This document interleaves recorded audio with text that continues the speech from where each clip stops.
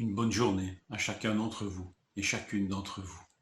Que le Seigneur vous fortifie et vous bénisse en cette journée. Lévitique 19, la lecture du jour. L'Éternel dit à Moïse, transmets ses instructions à toute l'assemblée des Israélites. Vous serez saints, car je suis saint, moi, l'Éternel votre Dieu. Ce chapitre est imprégné des 10 commandements. Dans votre lecture, relevez un peu les traces de ces 10 commandements dans ce texte de Lévitique 19. Vous verrez déjà, le verset 3 et 4 contiennent déjà 3 commandements. Quelqu'un a dit que les commandements de Dieu relevaient ou soulignaient des faiblesses auxquelles nous pouvons être exposés. En lisant ce texte, quelles faiblesses, quelles tentations sont les miennes?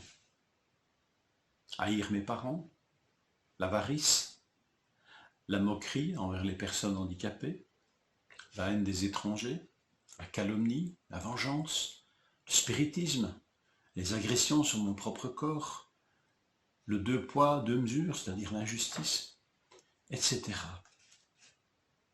Si le commandement souligne une faiblesse dans ma vie, qu'est-ce que ce texte souligne? Qu'est-ce que ce texte met en évidence? C'est une grâce de Dieu de pouvoir voir ces choses avec son regard. Soyez saints, parce que je suis saint. Voilà la grande déclaration de ce chapitre. Un commandement ou une promesse? Dans le contexte du Lévitique 19, on a très nettement l'impression que c'est un commandement, mais un commandement très spécial, parce qu'en fait il conditionne tous les autres, il motive tous les autres. Pourquoi observer ces paroles?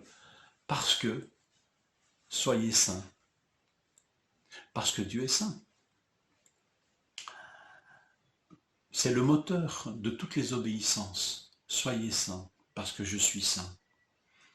Et cette sainteté, c'est piquant que le Seigneur l'adresse dans les 2 alliances à des personnes particulières, non pas une élite spirituelle, mais à des pécheurs qui sont parmi les nations des peuples qui ne comptent pas. Dans l'ancienne alliance, un peuple d'esclaves, sans pays, que Dieu choisit et à qui il adresse cette vocation à la sainteté, comme lui est saint. Dans la nouvelle alliance, des gens qui ne constituent pas un peuple, puisqu'ils sont issus de toutes les nations. Et même Paul va dire que parmi vous, il n'y en a pas beaucoup qui sont élevés, il n'y a pas beaucoup de grands, mais il y en avait quand même. Mais voilà, la même vocation, la même origine, modeste.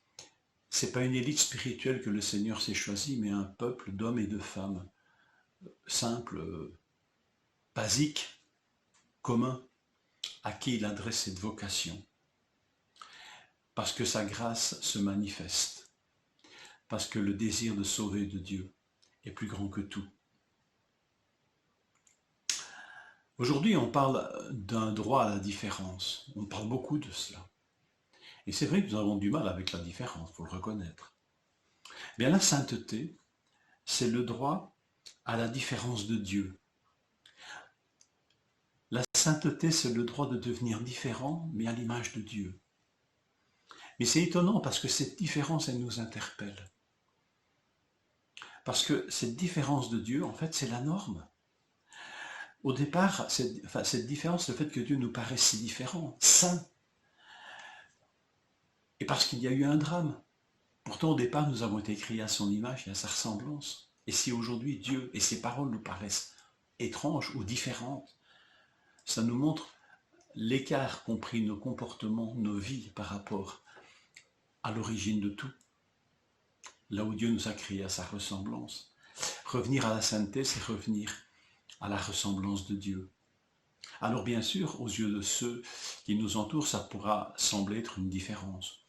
Mais c'est une différence de Dieu qui trouve sa racine en Dieu. Le modèle de nos vies est Dieu lui-même. Vous serez saints parce que je suis saint. Comptez le nombre de fois où un commandement se termine dans ce chapitre 19 par le justificatif suivant, je suis l'Éternel, ou je suis l'Éternel, votre Dieu. Pourquoi faire ces choses? Parce que je suis Dieu, parce que je suis l'Éternel, votre Dieu. Nos raisons se trouvent en Dieu, nos motivations se trouvent en Dieu. Nous trouvons ce même commandement repris dans l'épître de Pierre, 1 Pierre 1, versets 15 à 16. Au contraire, puisque celui qui vous a appelé est saint, vous aussi soyez saints dans toute votre conduite. En effet, il est écrit, vous serez saints, car je suis saint. Ici, ça s'adresse aux chrétiens de la Nouvelle Alliance, donc aux croyants de la Nouvelle Alliance. Et tout cela nous arrive, cette vocation nous est adressée, pourquoi? Parce que Dieu nous a régénérés, fait naître de nouveau. Vous avez été engendrés à nouveau par une semence, non pas corruptible, mais incorruptible, par la parole de Dieu vivante et permanente.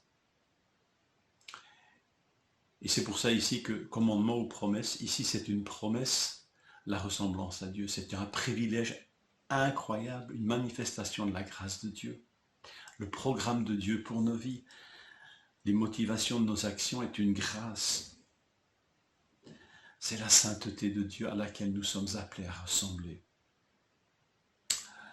Écoutez bien ce verset qui semble étonnant, peut-être a-t-il résonné d'une manière étonnante à vos oreilles.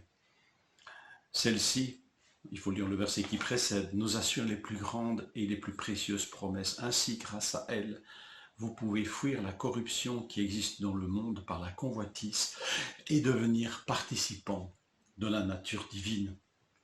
Être saint, c'est cela, c'est de redevenir ou devenir participant de la nature même de Dieu. La sainteté est une promesse à lui ressembler et à entrer dans une étroite union avec Dieu.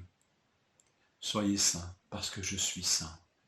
Je vous souhaite une bonne journée, que le Seigneur vous conduise dans vos réflexions devant sa face.